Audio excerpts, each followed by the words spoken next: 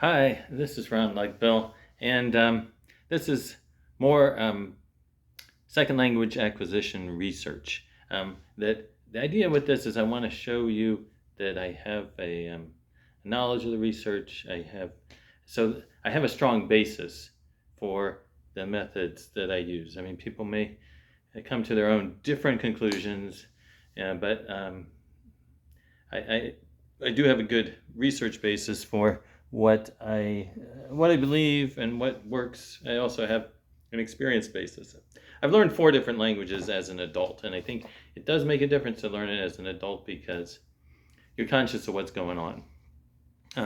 That I learned English as a child, and if I had never learned a foreign language, this would all be a little bit abstract to me. Anyway, that I've been through lots of different courses, done lots of different things to learn languages, and so I do, and I've taught languages as well, so I do have an experience basis, and I'm kind of going through the research basis also. Anyway,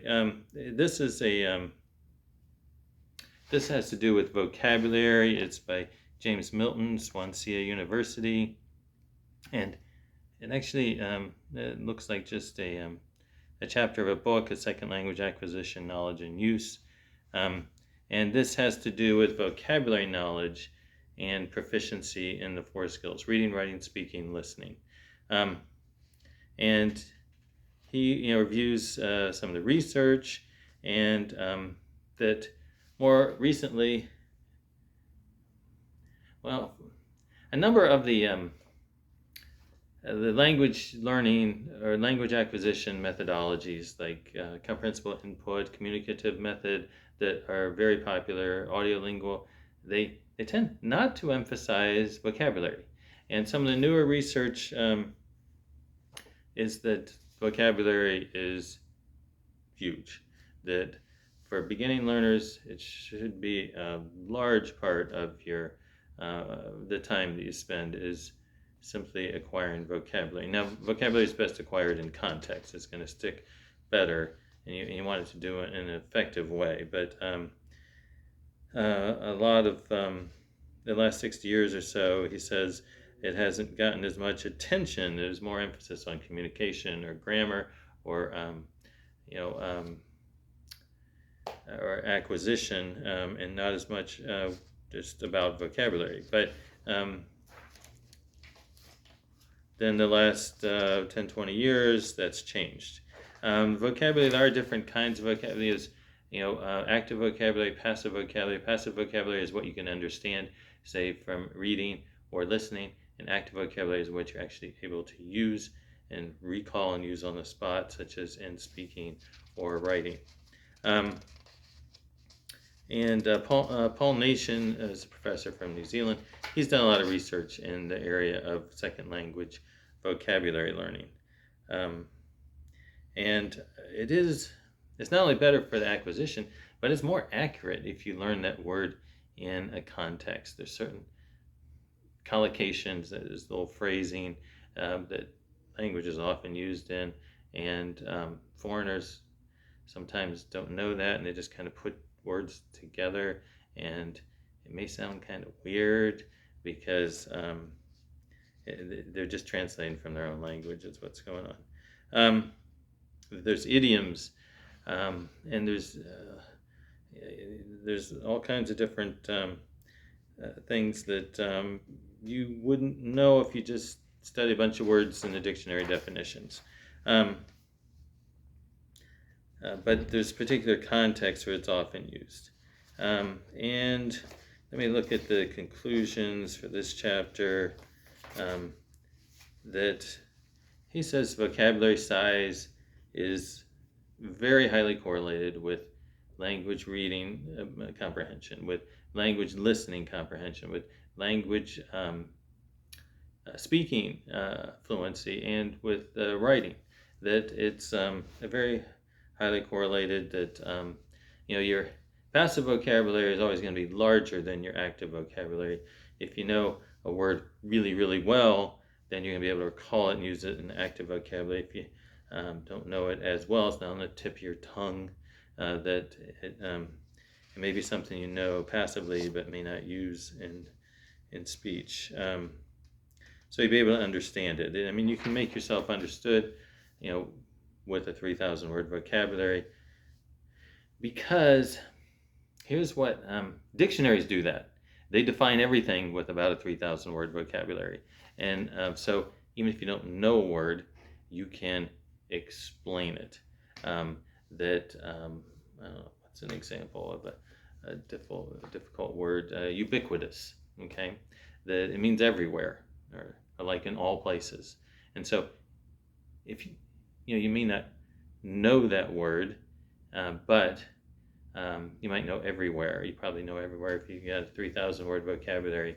So you will do fine speaking if you can just use everywhere instead of ubiquitous. I probably didn't learn the word ubiquitous until I was in college or after college, and I don't think most people do. Anyway, so the reading is a great way to learn vocabulary, although so is explicit, just learning vocabulary, either with bilingual definitions or with dictionary definitions. And it's always better to learn in context, in a sentence. So when I would teach, I would just do bilingual sentences. And so they had to learn, going from English to French or French to English. Either way, it's going to be harder to go from English to French than French to English. Anyway, so like the beginning students, I'd usually have them go French to English, but then for year 3, or 3 or 4, it was all English to French, and actually that's close to the point where you would start just doing it all in the target language. That once you have more than 3,000 word vocabulary, if you know 4,000 or 5,000 words, that you would you can start just you can start just immersion learning at that point. Everything would be in the target language. So anyway, you learn, if it's a good course and you're a good student, you got a good teacher, you might learn 1,000 words a year. Of course, you might forget some of those. An average course might be more like 500 words a year. An average student in an average course might be more like 500.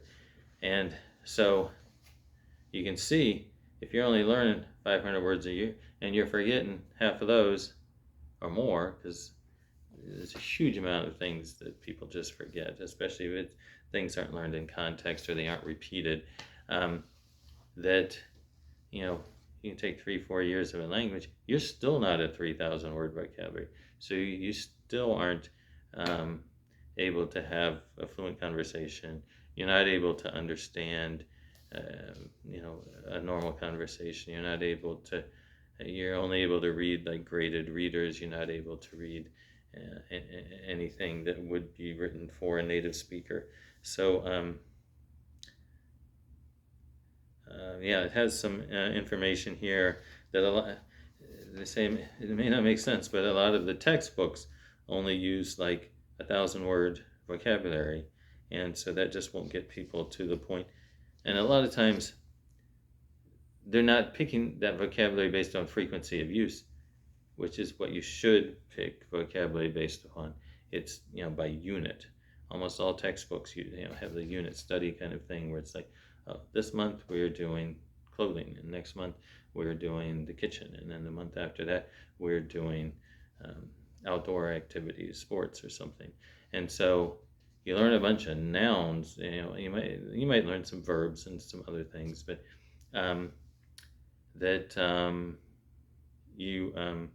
it's not based on frequency. You may be learning some words that just are not used that frequently, and they're teaching beginners all kinds of words that are not frequently used when they don't know a lot of basic expressions and things in the language. I know I kind of felt betrayed by language classes, language teachers, because I would study in my home country in the U.S. and then go over there, and it's like, wait a minute, I took like 2.5 years of German, and I never learned like basic things that everyone says like all the time. Um, that that a lot of the language teaching was not based on. I don't know, sometimes it was based on a more formal kind of language. Um, there's some kind of informal expressions that people use all the time, and if they say something like "How's it going?" or "What you up to?" and you never learned, how's it going or what you up to, you just lost. And those, are like very basic expressions. What you know, that's not anything you would normally learn in an English class, and yet maybe you should, because instead of saying "What are you up to?" we might say "What you up to," um, and or like "What'd you do over the weekend?" "What'd you?" Right? Um, Instead of saying "Did you?" we'll say did you go to the store? And did you go to the store? Um, Something like that. So yeah, there's some really common things. They're used just in everyday language, and so I kind of felt betrayed, and I felt like I've got to relearn this language. I've got to learn how people actually use it, because everything I learned was not very useful. Um, and that French was even worse in terms of learning a formal version of the language. Well, I had it figured out because I learned German first, and then I went to France, and I had taken a year of French in college, and I knew this is going to take forever to learn the language this way. What I need to do is just go there, like I did with German, and then start immersing in the language. And so that's what I did. I went to Paris, and I took classes at a language school in Paris, and I met some people there. We had the common activity together, whitewater kayaking, and we do that every day together. And so it was a kind of ideal situation for learning a language. I'm not necessarily gifted for these languages. That there was a lot of awkward moments and things I didn't understand every single time I learned a language. But there's a lot of fumbling around, but eventually you learn it. Eventually it clicks, and then you're like, wow, this language isn't that hard, really. It's just that I learned a bunch of stuff that I anyway. So this article says that a lot of times they're looking at mainly from the United Kingdom, that these books don't go beyond like 1,000-word vocabulary. In other places in Europe, they have a larger vocabulary, and that's going to be more effective. And so that's by James Milton. And let's take a look at this one. This is a study on second language speaking anxiety among UTM students. That's University Technology of Malaysia students. And it's written by Abdullah and Rahman and Pendidikan at the Technological University of Malaysia. And they investigated the students' anxiety level towards speaking English. That's one of the important things in language learning, according to Stephen Krashen, is the effective filter that if people have the emotions are very important in terms of language learning. If your anxiety is high, then you're not going to learn as much. If your motivation is low, you're not going to learn as much. But if you're motivated and you got low anxiety, it's just going to flow right into your brain. It's not going to be filtered. So the conclusions of this study, they wanted to look at how students felt towards language learning, and calling on students and having them respond in the target language in class in front of their peers is usually a very anxiety-provoking situation for students. So I try to avoid that. They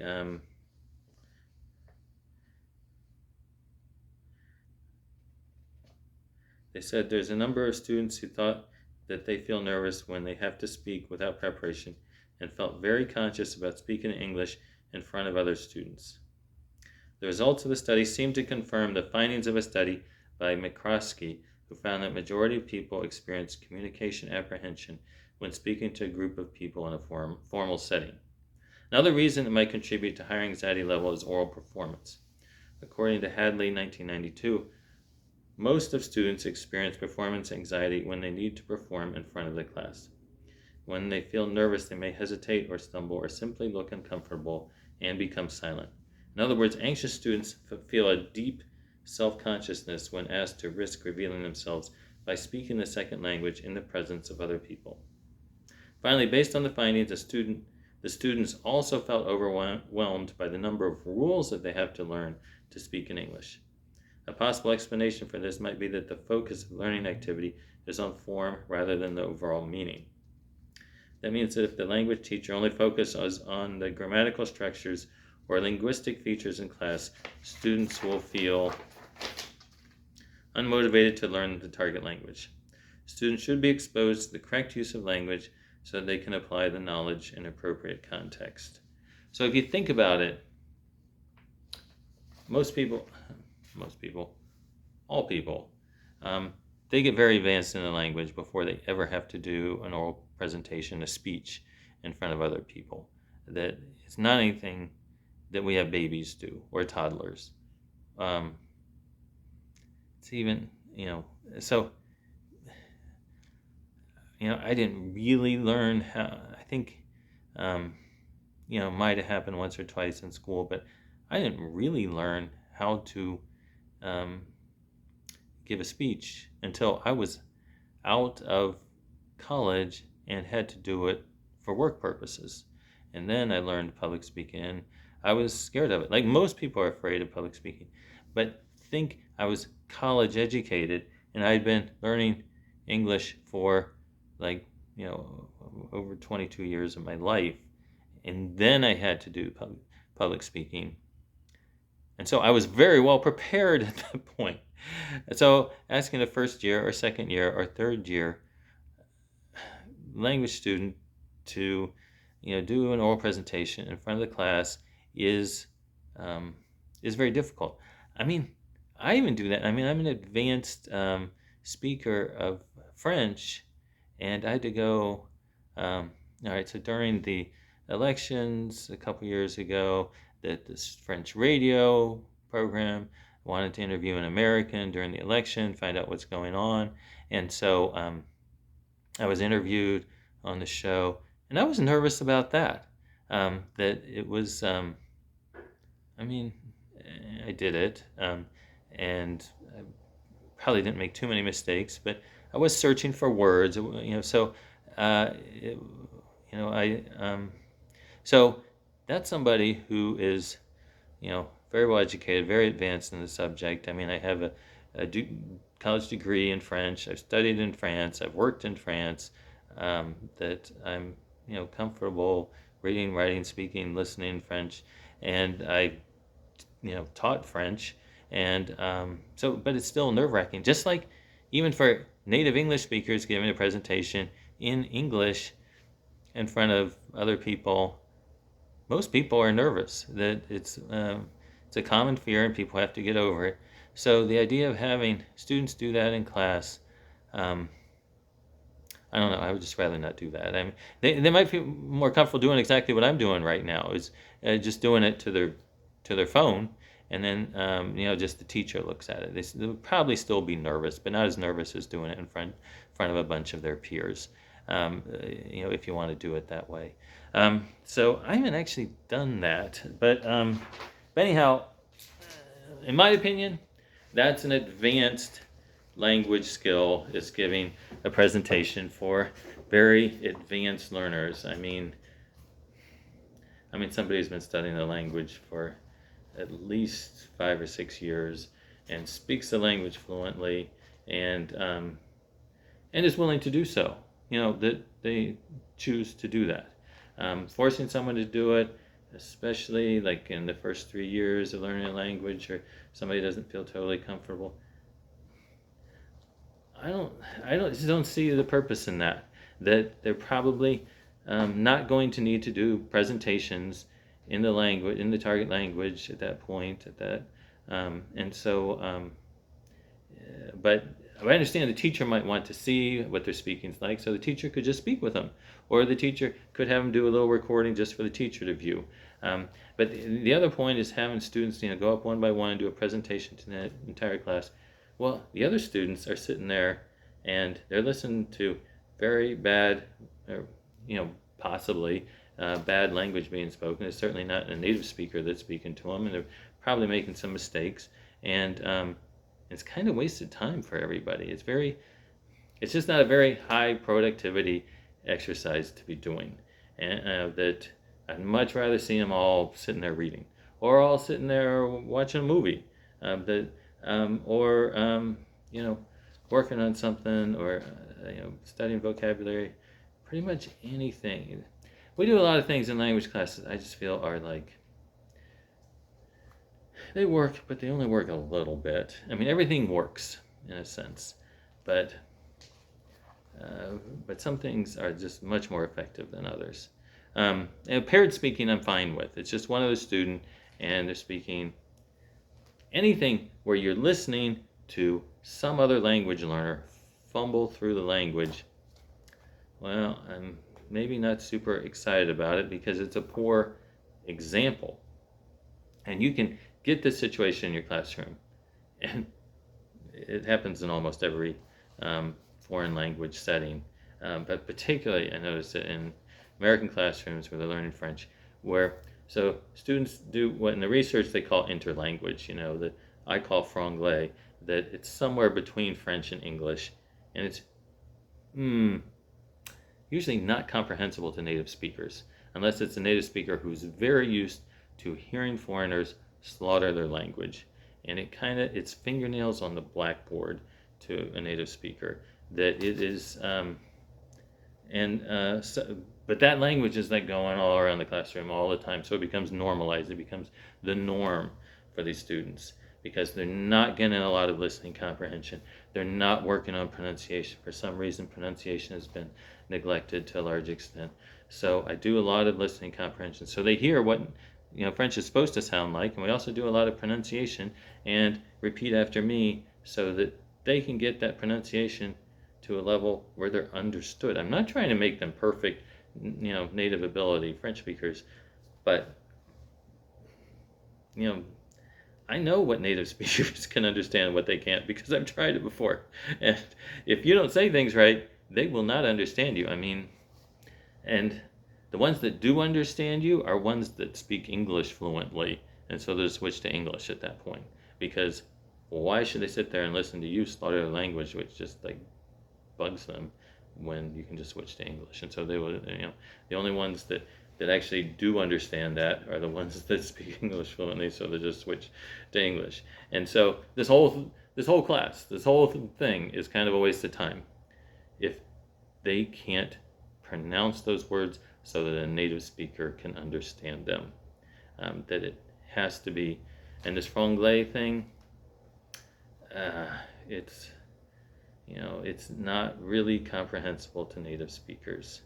That you've got to get the language up to. Here's a point. I think people don't understand this. That there's some people who listen to non-native speakers speak a lot, and they can understand it very well. But if you're not used to hearing native speakers speak your language, it's very hard to understand. Like in China, like not that many people speak Chinese as a second language, and so most Chinese people, except for maybe in a few cities or something, but not that much. So most Chinese people are not used to hearing foreigners speak their language, and so if you don't speak it the way that they're used to, they just won't understand it. On the other hand, English speakers, say, who live in cities and have a lot of interactions with immigrants, they've heard a lot of heavily accented English. If you work at a university with foreign students, for example, or if you teach English as a second language, you've heard a lot of foreign students speaking English, and they got this accent, and you're able to understand them. But remember, not everyone is going to be able to understand that. And as a French teacher, yeah, I can understand this franglais. I can understand these students when they slaughter the French language, but I also know that native speakers of French will have a real hard time understanding them. Will probably just switch to English if they speak English at all, because it's just painful, and they can't.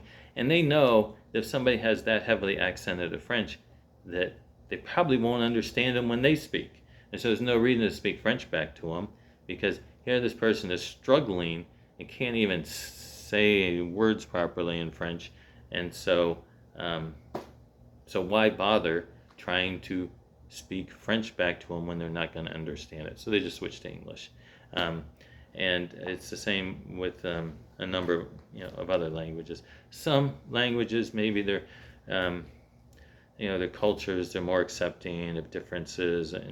When you go to Latin America, that us North Americans slaughter their language, but they can mostly understand us, and they don't just switch to English normally. But the Germans, on the other hand, if they hear the slightest foreign accent, they're just switching to English. I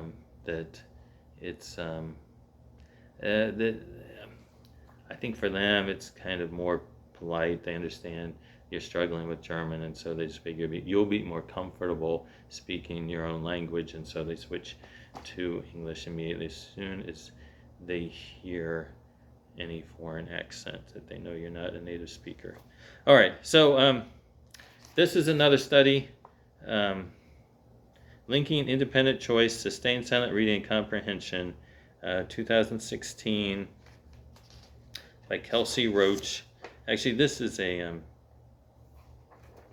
this looks like it's a study that's part of maybe a master's or PhD thesis or something. It talked about sustained silent reading on students' comprehensions and feeling about reading. It used one 9th grade general level English class, about 21 students, in which they received sustained silent reading. And the findings show that students who participated in sustained silent reading, with an emphasis on independent choice in reading material, they got to pick out their own books, made minimal gains in reading comprehension, ultimately positively increased students' perceptions of reading. An effort to counter the National Reading Panel's finding that sustained silent reading had no impact on student comprehension and encouraged students to read is not reflected in student achievement. And I'm not sure. All right, so around the year 2000, there was this National Reading Panel. Here we're back in a first language context. It's just native English speakers learning to read in English. And the National Reading Panel said there wasn't enough research done. They excluded 50 studies or something. They looked at just a couple studies, 4 or 5 studies, and they said, well, it's inconclusive. We're not sure whether this sustained silent reading works or not. But here's what happens, I think, is that part of the magic of the sustained silent reading is students enjoy it. And because they enjoy it, they start to have a positive view about reading. Get some of these students hooked on reading. A lot of educated adults just read all the time. They read a lot of things, but to beginning or even intermediate readers, that they may not have that kind of attitude towards reading, because what they did in school is they did phonics to learn to sound out words, and then they kind of read a bunch of stuff that their teachers made them read. And so a lot of students have not had many books read to them. A lot of students have not done any reading for pleasure, very little reading for pleasure. And so their reading levels are low. They know how to read, but they might be in 8th grade and they might be reading at a third or fourth or fifth grade level. And so they're just going to struggle. They'll be lucky if they make it through high school, and they're probably not going to go to college at that point. That anyway, that they may not even make it through high school because school and reading and the whole thing is just not enjoyable for them. It's not something that they like. Because they're not that good at it. But if you practice reading, so here's what happens: the short-term studies, often research studies are, 2 months, 3 months, something like that, and so that isn't usually enough time to show kind of the change in attitude and then the change in behavior as a result of that changed attitude, which then will result in better gains long term. In other words, a student gets hooked on science fiction books, and like the first month or two, you may not see a statistically significant difference. The National Reading Panel and the other studies didn't say that the sustained silent reading was ineffective. It just said, well, we don't have enough information. And so, but if you look at the longer term studies, and they excluded a whole bunch of studies, they said, well, it didn't meet our research criteria, that, there's something about it that they may not have, enough numbers of students to draw conclusions, or they may not have been controlled properly.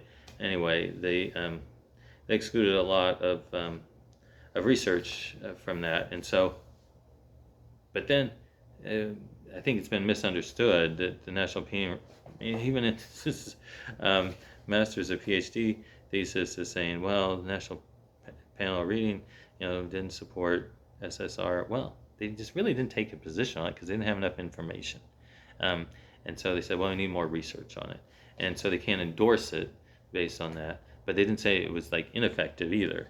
But I think if you look at overall research and you just use a little bit of common sense, if you read, you're going to improve your reading. It is true when they just pick out their own books, they're going to pick out easy books, but that builds fluency. And then the fluency helps with the comprehension. That you'll hear these students, all right, they may be in 7th or 8th grade, but they read kind of slowly, and so they really not understand much at all. That it just gives you a headache listening to it. It's hard for them too, and they're not really understanding it and so the fluency is important. That some students, they know how to sound out the words, they know how to read, but they just avoid it all the time, and so they're not very good at it. And if they just had a little bit of practice reading whatever stupid book that they want to read, that would help their fluency, and then they start to understand it a little bit better, and then they might start enjoying reading, and then they might start reading more. That it's kind of this virtuous cycle, but it takes some time to get on that virtuous cycle. Especially people that learn to read later, or they have reading difficulties or dyslexia, that may take them longer to read, and and by that time, they may not be on this virtuous cycle. They may be on the opposite kind of cycle where they hate reading, they avoid reading, they don't like school. It's just kind of this negativity cycle, a vicious cycle. This is an article on the effectiveness of the comprehension hypothesis, a review on the current research on incidental vocabulary acquisition by Joseph Penaya. So incidental vocabulary acquisition is when you just pick it up like by reading or by listening, as opposed to explicitly learning vocabulary like with a flashcard or on a test, something like that. And he goes through different language learning hypotheses, and he talks about a review of incidental vocabulary acquisition. And let's see, the study 2010 by Sanchez and Schmidt reported that 20 Spanish EFL students who read the novel Things Fall Apart had considerable gains on vocabulary of an African language, Igbo. So I think there's English with some Igbo words interspersed in there. And the study confirms that accidental acquisition of vocabulary happens from reading a single novel. So just one book that they learned. The subjects acquired an average of 9.39 words out of the 34 target words. That's 28%. With more gains on the words that occurred more than 5 times in the novel. The researchers conclude that learners can involuntarily acquire vocabulary by reading a single authentic novel, but the words acquired by the subjects is not as high as the results produced by the intentional learning tasks. So in other words, by the time you read a whole book, you know how many flashcards you could do and learn a whole bunch of words. Now the potential problem is you got to repeat those flashcards a bunch of different days, and you'll want to use them in context, learn them in context in a sentence, and you're going to lose a lot of that. And whereas the reading that occurs in context, that you're going to retain that a little bit better because it's in a context. But then some of the researchers suggest that these researchers, actually, Sanchez and Schmidt, suggested a combination of both incidental and intentional approaches using explicit post-reading tasks will enhance vocabulary development. But some other studies examining this claim, like Mason and Crash in 2004, Lehman 2007, claim that explicit learning of words after reading session has only limited value. So the conclusion of this study, this review of the research really, is that vocabulary acquisition happens when learners receive comprehensible input in the form of reading and listening. Incidental learning results in the acquisition of all aspects of word meaning, including the grammar of words. The explicit learning of words will fade away from the mind over a period of time, and in fact, it is difficult to use the consciously learned words in sentences. You can learn those words, but if you don't know them really in their context, then you're really only going to be able to, maybe hopefully understand them if you can remember them, but you probably won't be able to use them properly in a sentence. This is about the role of input in second language acquisition. Again, this looks like it's a master's paper about, it was written 2009 by Ning, and it talks about the input and second language research. And it says input plays an important role in second language acquisition, but the bulk of the research stated that comprehensible input alone was insufficient in second language acquisition, and that we should pay attention to interaction output as well as other communicative aspects in order to better acquire a second language. Conclusions and recommendations. Let me look back here.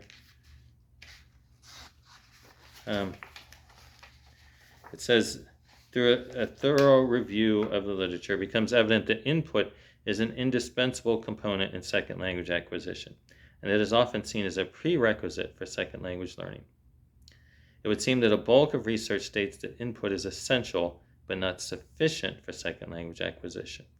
Clearly, studies that are more definitive need to be done to better study this debate. So that's kind of their conclusion. All right. In addition, this is interesting. In addition to receiving the correct input, students should have their affective filter kept low. I was talking about that. They shouldn't be nervous. Classroom stress should be minimized, and students should not be put on the defensive. One result of this is that students' errors should not be corrected. Students should be taught how to gain more input from the outside world, including helping them to acquire conversational competence, which is the means for managing conversation. So I think she's saying that you need to actually engage with native speakers somehow outside of class, because we don't have many native speakers in the class. That I try to do that with my students, to have them go online and do language exchanges with native speakers so they could interact with native speakers. But yeah, first or second year, um, language learners in high school are not able to have like a real normal conversation with a native speaker in their language. That it's really for more, intermediate, advanced students. But I think it's a great cultural thing, and it gives an idea that is there, that it's available. And you may be familiar with language exchanges. I did a number of language exchanges, mainly in Spanish, with people in Latin America, and it's a great way to learn, regular conversational skills. And you acquire everything too. They do spend half the time in English, half the time in Spanish, so that's a great tool though, because in the classroom they talk with another student who's, it's kind of artificial exercise where they're speaking this foreign language when both of them have the same native language. And so what usually happens is after a couple minutes they switch and just start speaking English. You'd have to be really motivated to continue the whole conversation in the target language, unless you're, at a high level, if you're an advanced student, or a high intermediate student, or if you're highly motivated. Yeah, that's another point. So it's hard to work on, what people actually want to be able to do, which is have a normal conversation in the target language. But if you go online and find a language exchange partner, that you can learn to do that.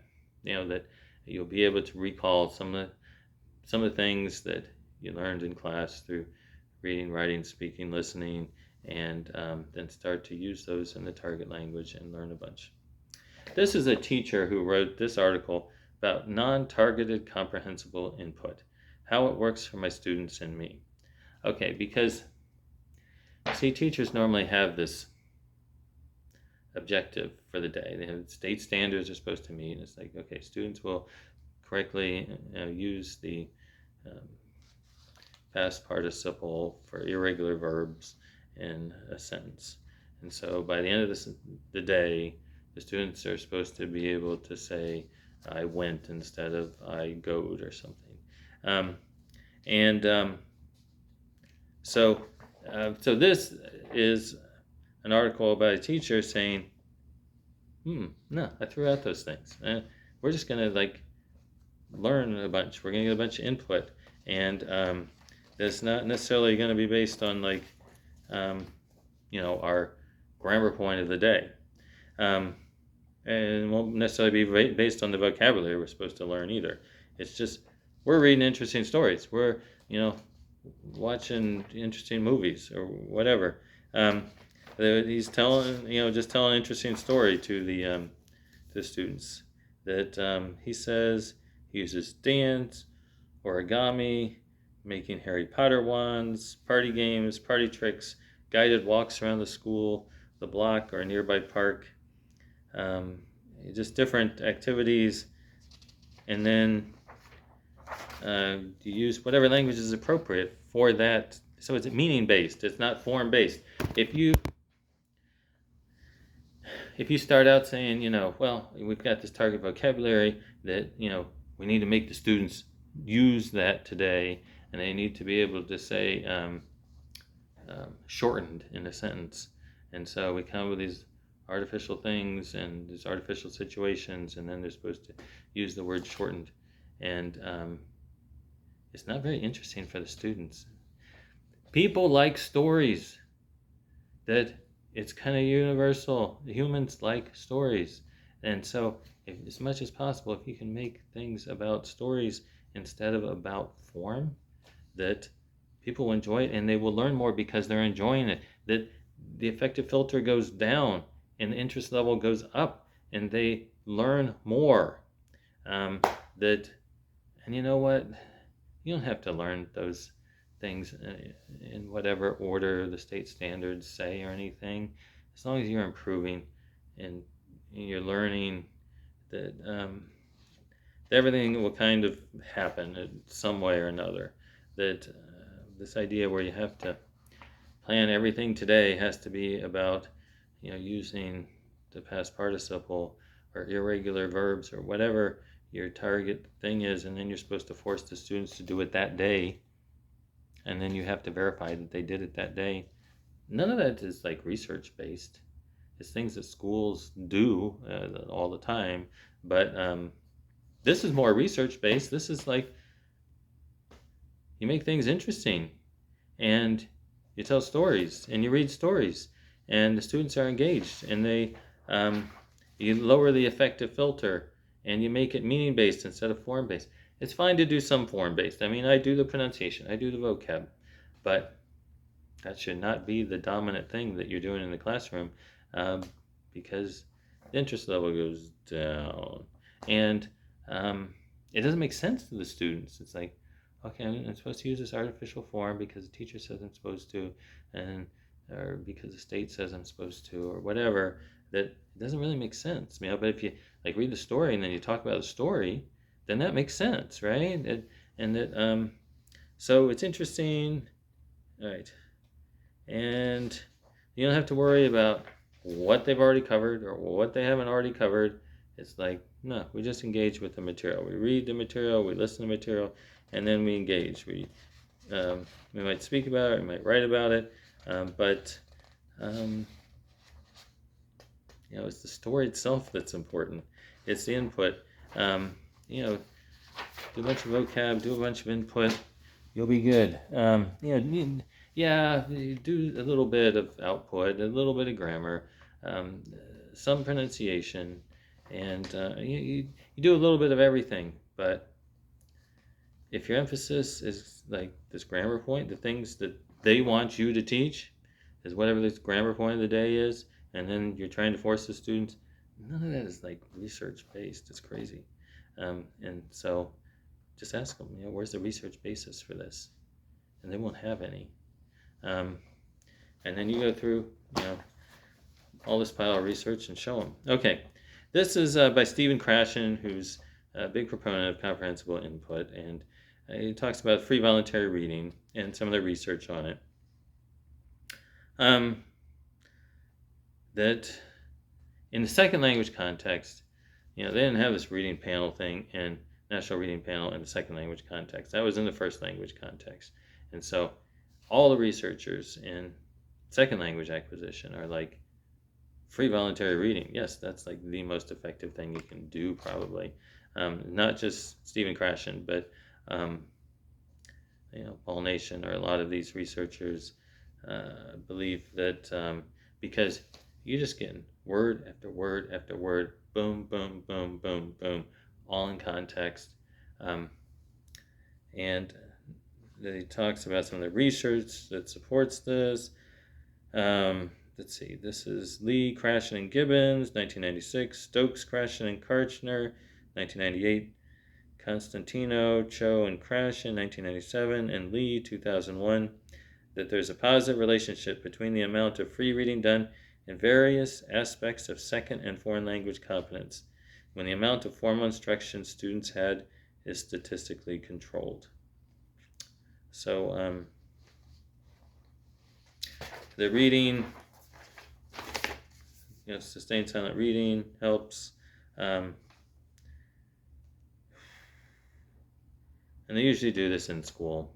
I mean, conceivably you could assign students to read something out of class. That's kind of a college thing.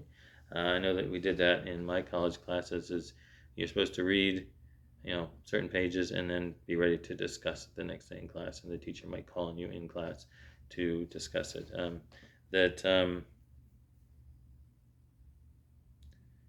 And Krashen says, and he's got research to back this up, that the less complicated you make it, the better. That if you have to write a book report about everything you read, if you have to answer a bunch of comprehension questions about whatever you read, he says, well, it takes away a little bit from the pleasure, and there isn't really any benefit to that. that the research doesn't tend to show. You benefit more from just reading another book instead of spending your time, answering some questions about it, or like writing a report about it or something like that. That you just go and read the next book. It makes so there's like kind of no accountability, which probably bugs a lot of people. It doesn't seem right to have like no accountability. And there's some students who will do fake reading. He does bring that up in here. Is that some students just kind of flip through and look at the pictures or whatever. And they have some research. Von Sprecken and Krashen observed SSR classes in the middle school in the middle of the school year and reported that 90% of students were engaged in reading. And their observations were confirmed in subsequent studies by Cohen, 1999, Herta and Ramos, 2001. So there's about 10% of the students who are just looking at pictures or messing around or something.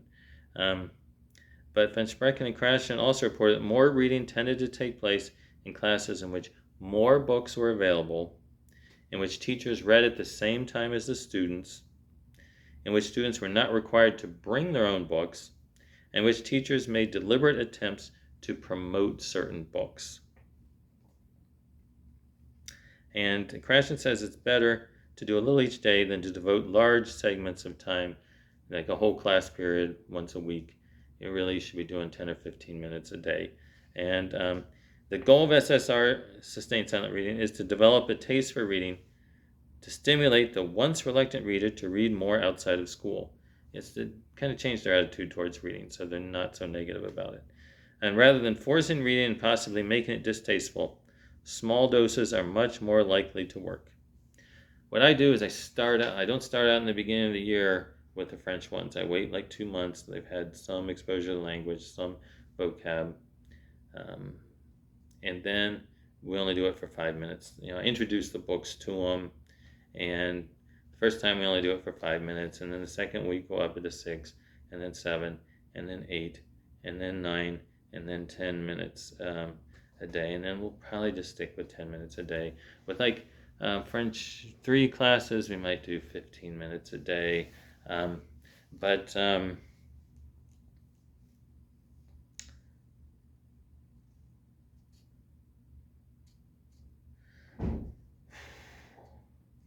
there's some research that students read more on their own when the program is over, and one study showed they continued to read more even years later. That the self-selected reading programs used to be popular in the United States in the 1950s.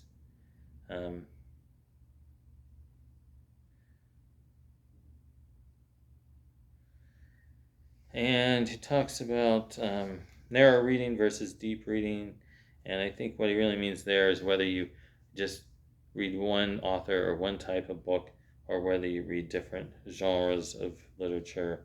But he said that's fine, if they want to only read the Magic Tree House books or the Hardy Boys or whatever, that eventually they'll probably branch out. They'll change their attitude towards reading because of this one series, and eventually they'll want to read some other things. And then there's the question of whether this kind of light reading, because they read just easy stuff, is enough. But he says usually we force students to read stuff that's really hard for them, and then it's not enjoyable, and so then we get into the vicious cycle. Instead, we want to get into a virtuous cycle where they read what they like, and so they enjoy it, so then they want to read more. And then because they read more, they learn more.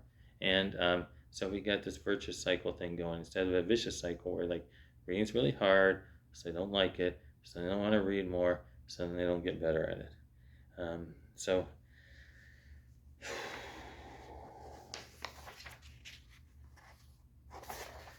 yeah, that's Krashen on the free voluntary reading.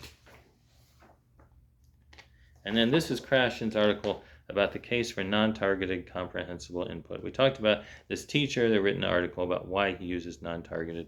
And in other words, it isn't like I'm telling the story in order to illustrate this vocabulary that we have to learn, or in order to illustrate this one grammar point, and we can only use the past tense, or we can only use these certain grammar words. It's like, no, tell a good story the kids like, right? And he says the problem with this is, well, it's based on this grammatical syllabus. The administration hands to you. You have to do things in a certain order. And he says, no, people learn things in this very predictable order in grammar anyway. And so it doesn't really make any difference. Like when you teach it, or even if you teach it, it will just be picked up when it's time to pick it up. And it makes things less interesting. And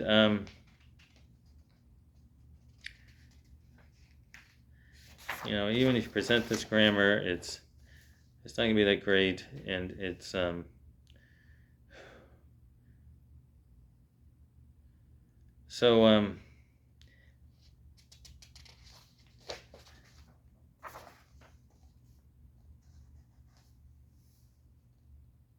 he says you should use non-targeted comprehensible input. It's hard enough just coming up with an interesting story.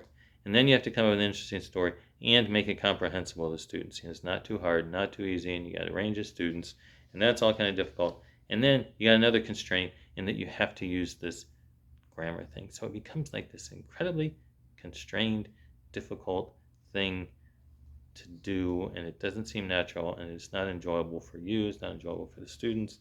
And so he says don't do it. That there isn't any evidence to support that. What there is evidence to support is comprehensible input, and that's at the student's level, and enjoyable stories. That's what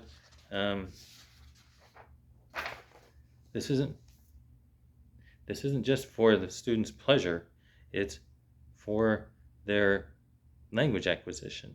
That doing something interesting heightens their interest level so they learn more. If it's not a story, it's like, oh, we're just doing these drills, these exercises, the interest level is going to be a little bit lower, a lot lower, and they're just not going to learn as much. Some of the students are more motivated than others, and there is some comprehensible input, even when you do it. And Krashen even admits this. Even when you do the most boring drill things, that you have this sentence and you repeat it and you use different words with it. It's like, the dog is on the hill, the boy is on the hill, the girl is on the hill, the man is on the hill, right? And so you kind of learn in this little sentence, and you kind of getting the meaning of it. And so that is some comprehensible input.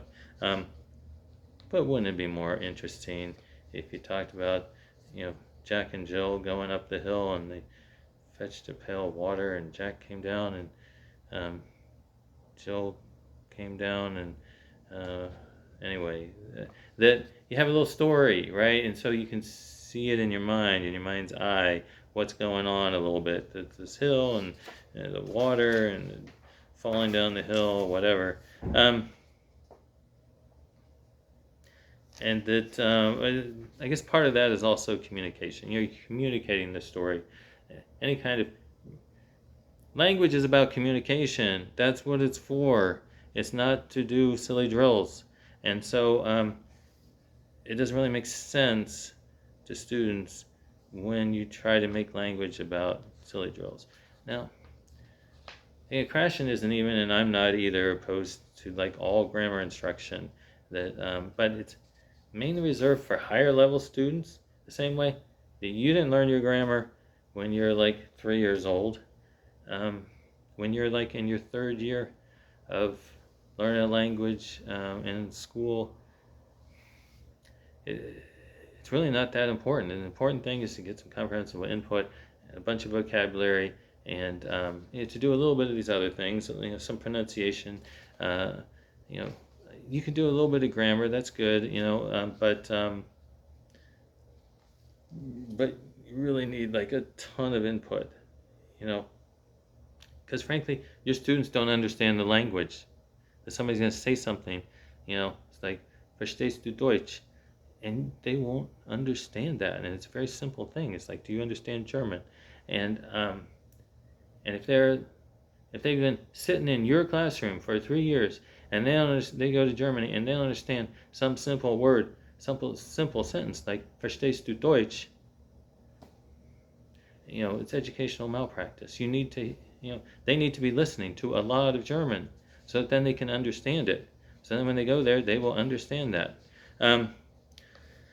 Okay, he talks about having readers. He does favor, in the second language context, having graded readers so that they're easier to understand, because this comprehensible input, theorists think that they're reading the research, based on reading the research, that the comprehension should be like a 98% level, which is very high. That a lot of times, I know language learners are floundering at like 50, 60% or something.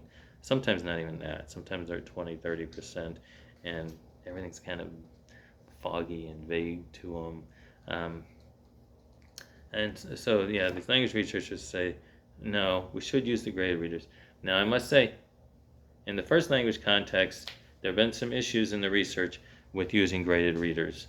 That because the students don't learn new vocabulary because it's so easy, it's too easy for them. That they're all using these books that have, 1,000 word vocabulary. Well, they need to have their vocabulary stretched, and so they're going into like 2, 3, 4, 5,000 word vocabulary books. All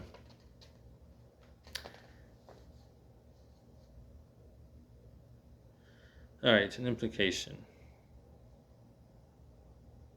Bray and Seeley, 2008, emphasized the importance of translation because they feel that students must understand every word of what is said in class and what they read. I tend to agree with them.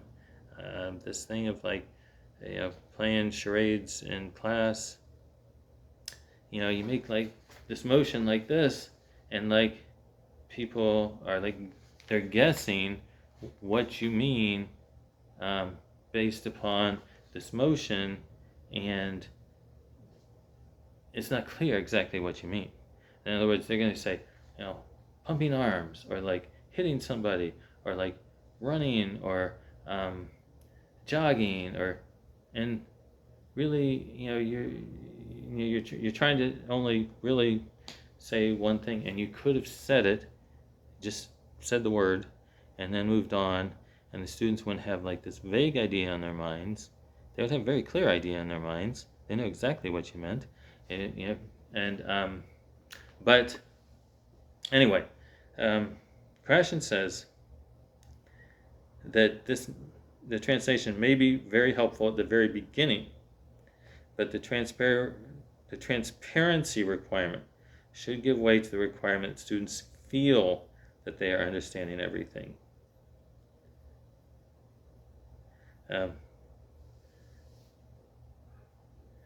He's an advocate of this natural approach, where he used pictures, realia, and other means of making input comprehensible that are not based on translation.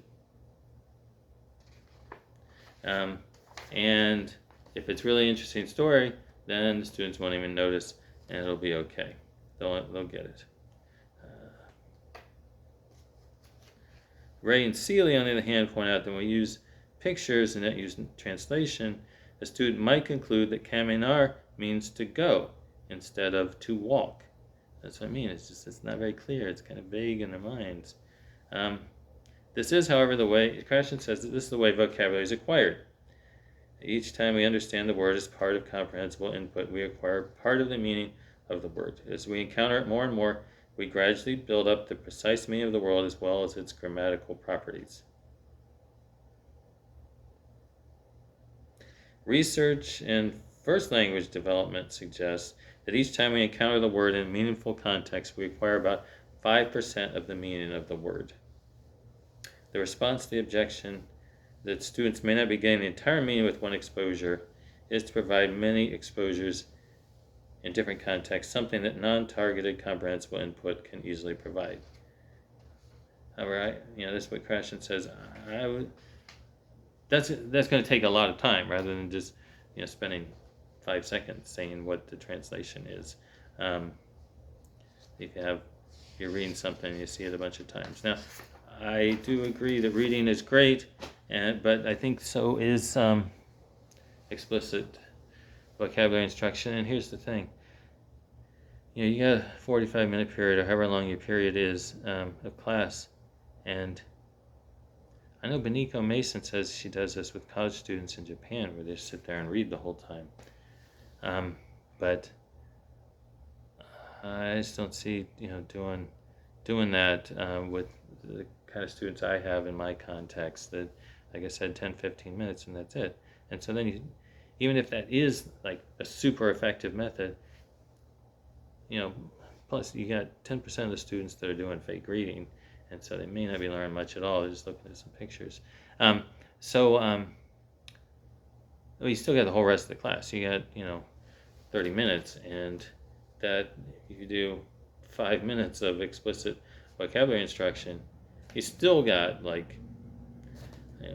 minutes left of your class to do some input, or some other things. So you want to try to do the most effective methods. You want to try to cover some different bases and I feel like with the reading, you do need to do some pronunciation practice also, so that they don't misread things. Mispronounce things as they're reading, because they're subvocalizing a lot of times. They're kind of saying in their minds what the words are, and they're saying that in often the sounds are more like their native language than the target language, so they're kind of learning it wrong. And so you do need to do some pronunciation practice as well with the free voluntary reading, and do some other things and make it interesting. I think it's more interesting to the students when you go through a bunch of different activities as well. Although students enjoy the free voluntary reading, that I haven't had many complaints about that. The reading aloud is just a few complaints about, but I think it's a super effective method. Okay. This is from Beniko Mason about the use of literature in second language education, free reading, listening to stories. Okay, I think we went over that one in the other video, so I'm not going to do that one. Basically, Beniko Mason is a Japanese English teacher, and she has some research that the extensive reading, free voluntary reading, is very effective. And that she starts out with just storytelling, where she might draw some pictures on the board and tells this simple story in English, and then after maybe 6 months or so, she'll switch to extensive reading, which is free voluntary reading easy books and things. So this is an article about topic versus frequency in vocabulary learning. That most classes, almost all textbooks, everything's done by units. It's done by topics, the vocab, and so but the research doesn't support that. It doesn't make any sense. The research is that they will get those mixed up, and that if you learn them separately, then you won't have that problem. And the important thing is to learn the most frequent words, not real rare words that you just won't hear that much. You want to learn the most frequent words. That's another point. This is an article by Mart in 2019, a comparison of form-focused, content-based, and mixed approaches to literature-based instruction to develop learners' speaking skills.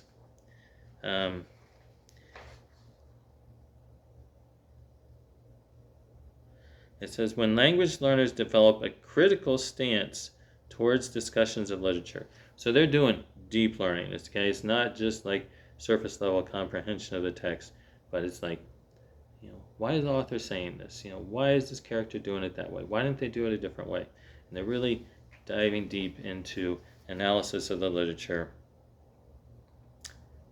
Then there's an interactive setting to construct interpretations. And that this is a kind of good method for language learning is to read and then to get into kind of deep discussions about the literature that you read. Classroom discussions of literature, draws attention to the form and the meaning. And the study demonstrated creating a classroom environment to place literature discussions at the heart of language learning by combining form and content brought in the essential knowledge and skills necessary for communication development. So that's a way to do the reading, but then to work in some speaking and listening. Well, except you're not really listening to native speakers. I don't consider, listen to some other language learner as being a super effective way of learning. This is a summary of Krashen's principles and practices in second language acquisition.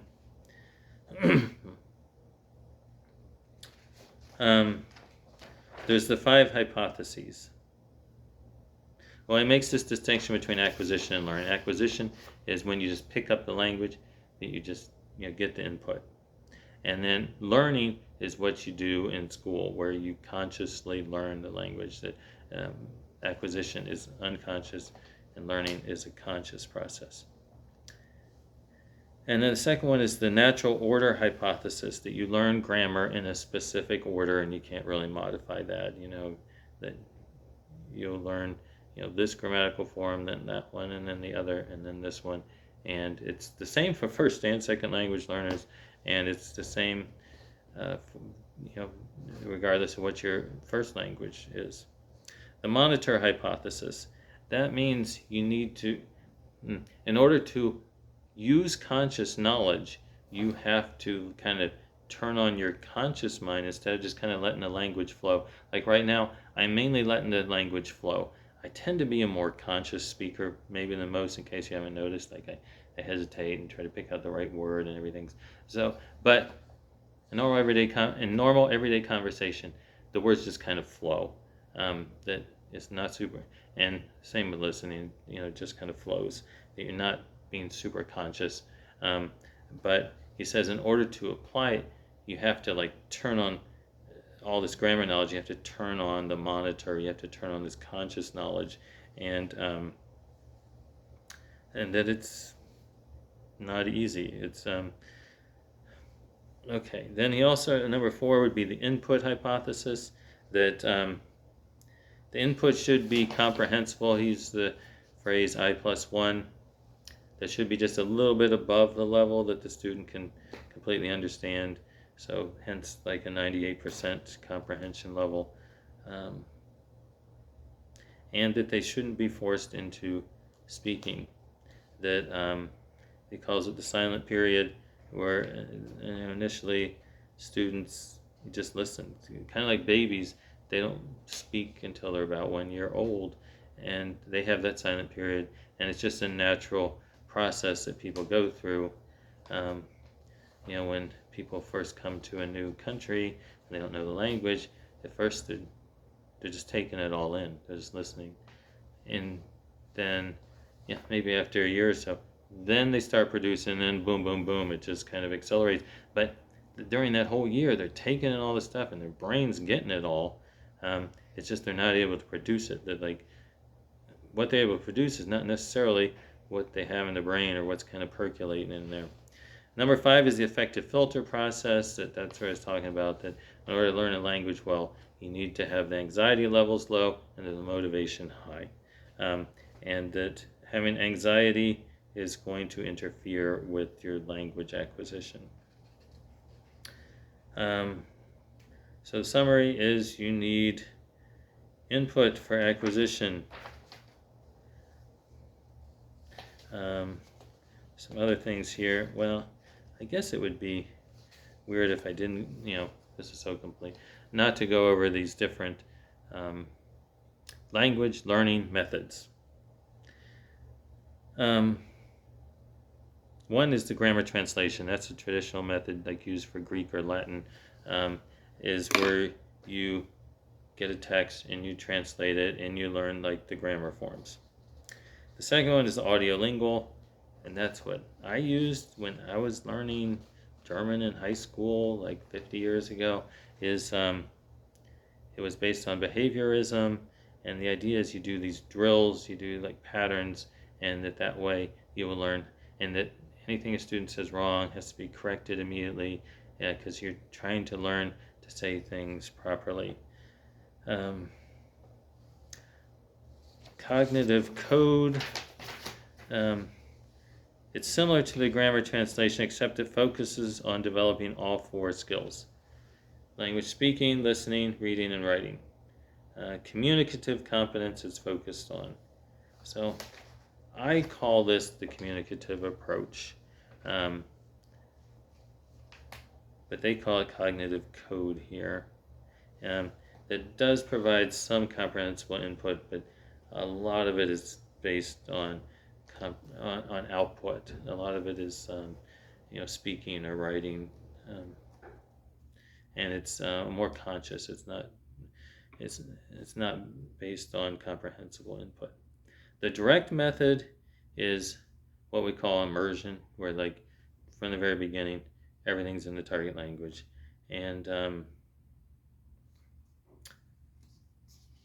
the teacher, like Berlitz uses the direct method, where you just get this teacher and they start doing like pen and like nose and ears and eyes, and that you're interacting with the teacher, everything's in the target language, and you're just going.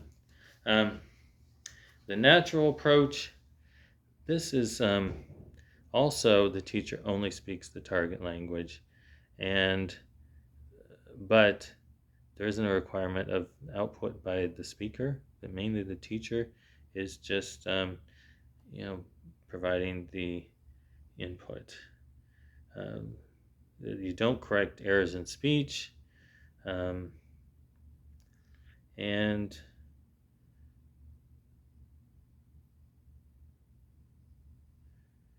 so the next one is the total physical response. That one has proven very effective in the research.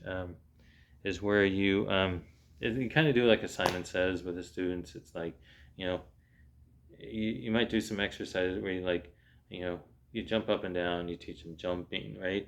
And then you like run, and you teach them running, and you do like a series of exercises, like a motion to everything, so that they learn that word without a translation in the target language. And the students like that, and it is effective. It's mainly kind of verbs that you do that with, though, and it's usually for a limited period of time. But the research is that it's very effective. It doesn't, because I think connecting motions with the words helps the students learn it well. On the other hand, it's usually not like an entire, jumping is not a sentence, and so you're not learning real sentences, and you're not doing a story. You're just kind of doing different exercises and learning some words.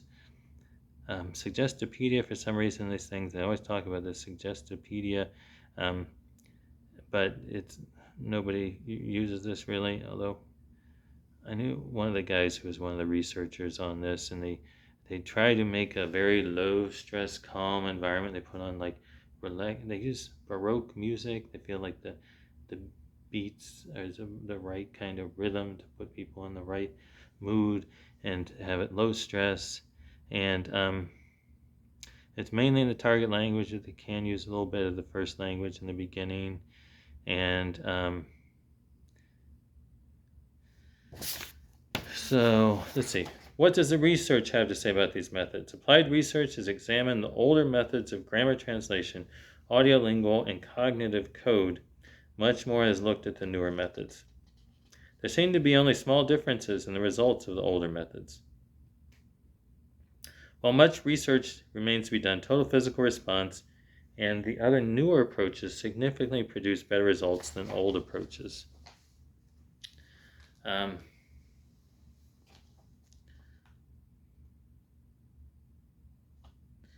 Krashen says really the role of the classroom is to bring the student to the level where then he can go to the country and immerse in the language. It's really, you're only going to get up to an intermediate level in the classroom. through comprehensible input mainly. In the real world, conversations with sympathetic native speakers who are willing to help the acquirer understand are very helpful.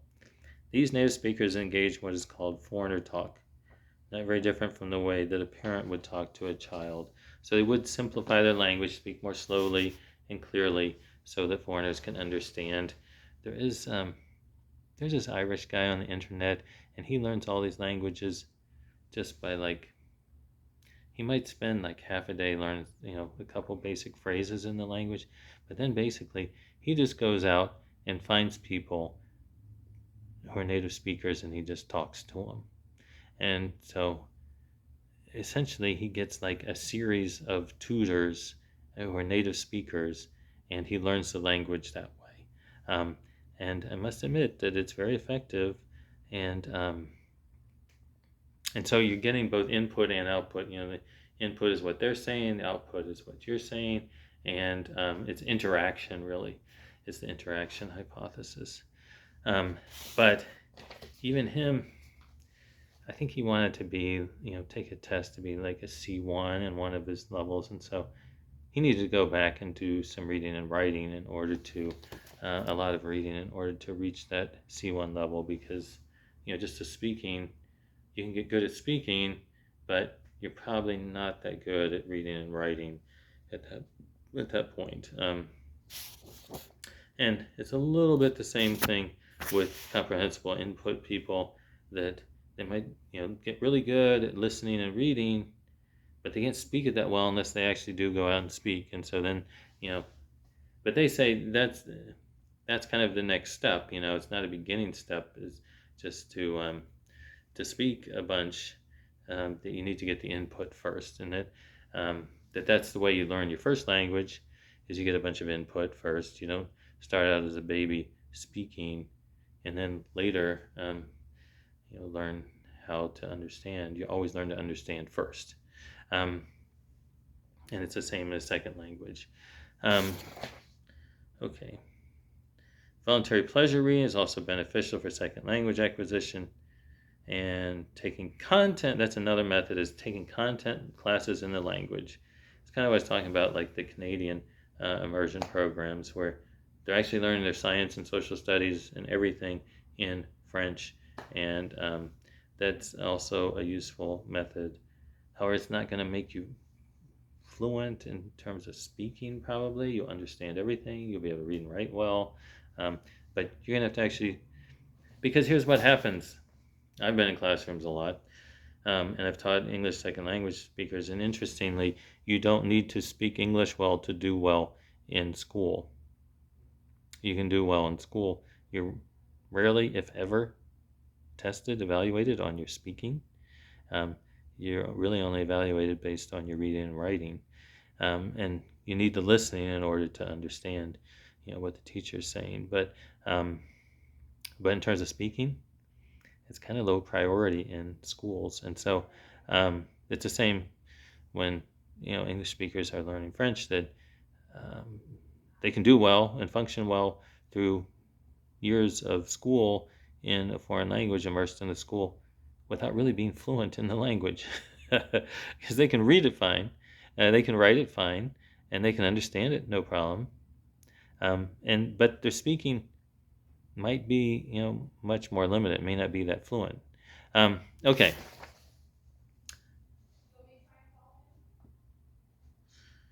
All right, let me move on to the next.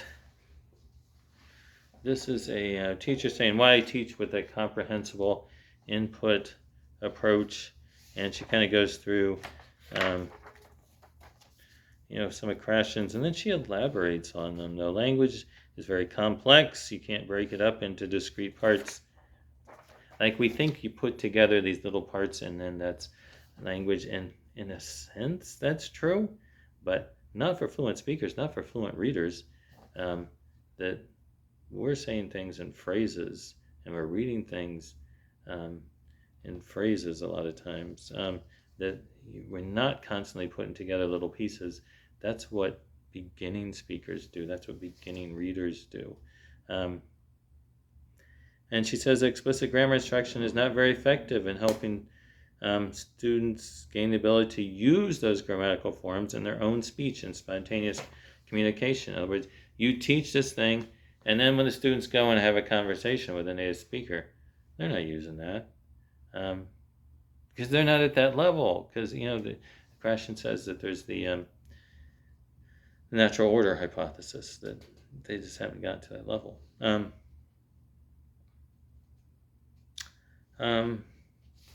So she just kind of goes over, Krashen, comprehensible input, monitor hypothesis, effective filter.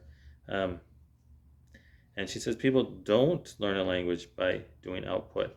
The information has to go into your brain. Like having it come out of your mouth, that's only the stuff that you've already acquired that's already going into your brain. You don't actually learn by it going out of your mouth. You may reinforce it some, but it's not how you actually acquire it. And she says, that we've made language learning too difficult and that people think it's really hard. And it doesn't have to be that way. It doesn't have to be like no fun. And so she wants her students to enjoy the process, and you can do that with comprehensible input.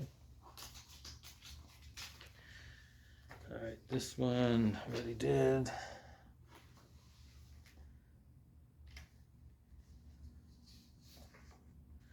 This one's about explicit and implicit grammar instruction and second language acquisition. This is a review by Jonathan Sharon from 2022. And so grammar can be taught either explicitly through like teaching the rules or by implicitly by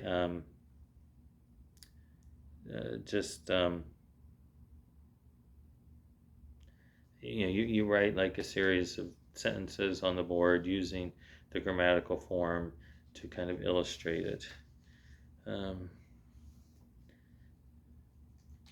And so he compares the two, and then we look at the conclusion.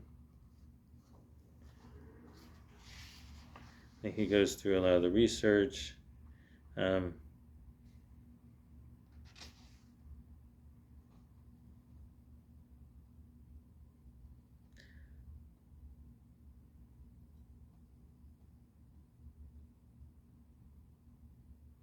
It says inductive methods were more durable than deductive methods, although Norris and Ortega 2000 found no significant difference.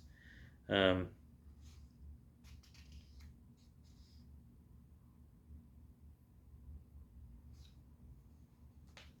then, some found it's really the presence of natural language that's really going to make the difference, not like drills, either explicit or implicit.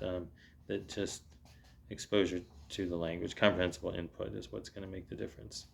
And in conclusion, he shares the view of Norris and Ortega 2000 that researchers will have to agree on consistent operationalisms of its central constructs to be able to draw definitive conclusions.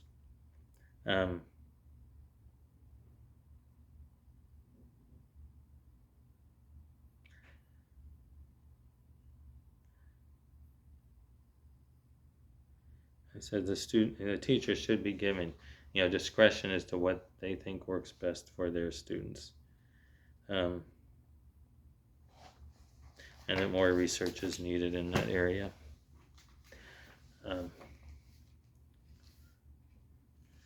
What about fluency? Implicit versus explicit training affects artificial mini language production.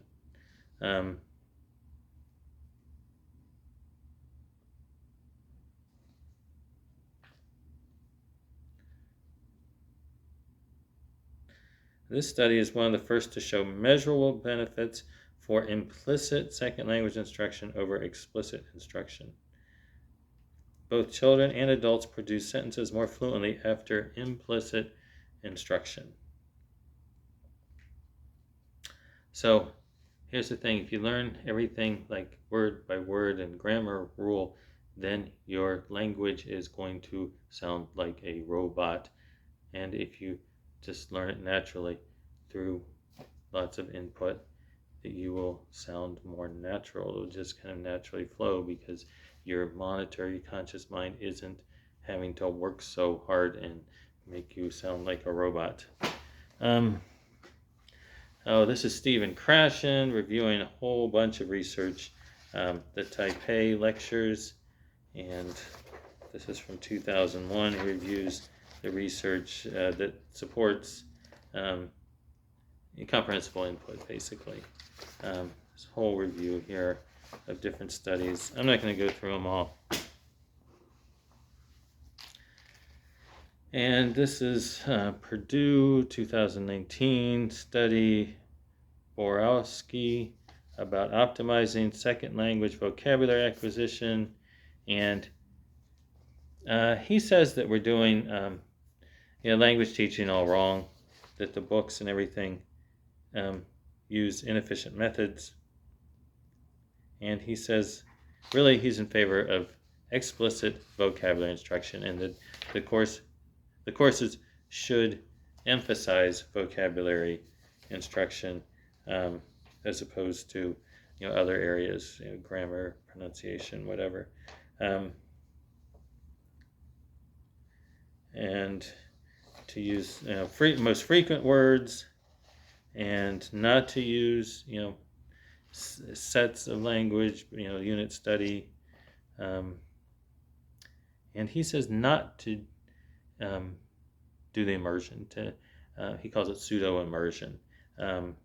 Except for advanced students, that he says the research supports using some of the learner's first language in the classroom, and so I guess his reading of the research is you need to learn a ton of vocabulary. You learn it by translating from L1 to L2, and he says that should be the emphasis of the courses, and it's just a lot of wasted time, energy, effort, because really what the students need is a ton of vocabulary, at least for the first 5 or 6 years or something. And to also to do comprehensible input, to do reading and listening, because that provides you some repetition of the vocabulary in meaningful contexts. And he's saying that if you did just reading alone, well, it would take you many, many years to acquire enough vocabulary. It's just not that efficient.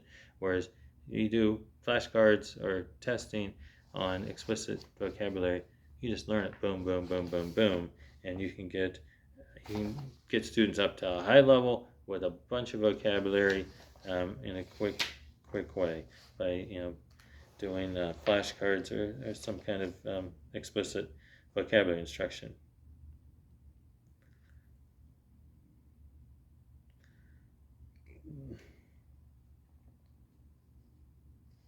And he says not to do the immersion. That the students don't get it. They're beginners. It's like over their heads. They're like guessing and not sure what you're talking about. And if you just said the word running instead of like making arm motions, and then students are guessing, arms or exercise or movement or punching or whatever. They're guessing over there, guessing in English, when you could just tell them in English instead of playing the charades game.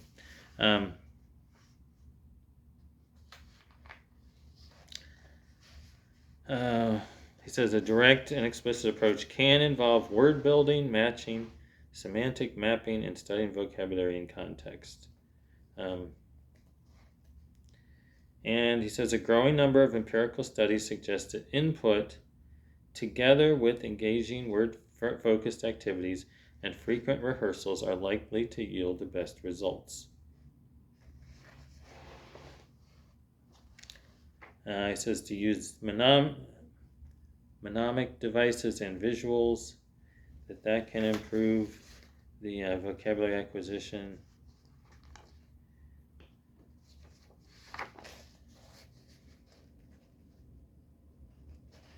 That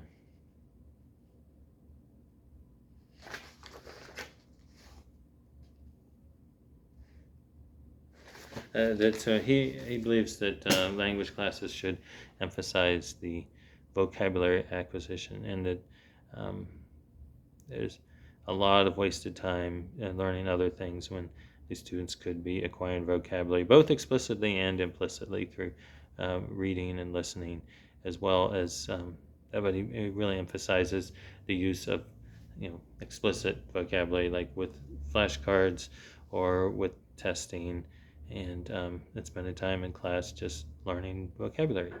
That could be in conjunction with a text. It should always, of course, be in context so your brain remembers it better. So that's a review of some of the literature. And so I know, talking about a bunch of research may not be like super interesting, but it kind of explains, a basis of how then you can go about putting together your language learning or your language teaching. That I hope this was helpful to you. Thank you.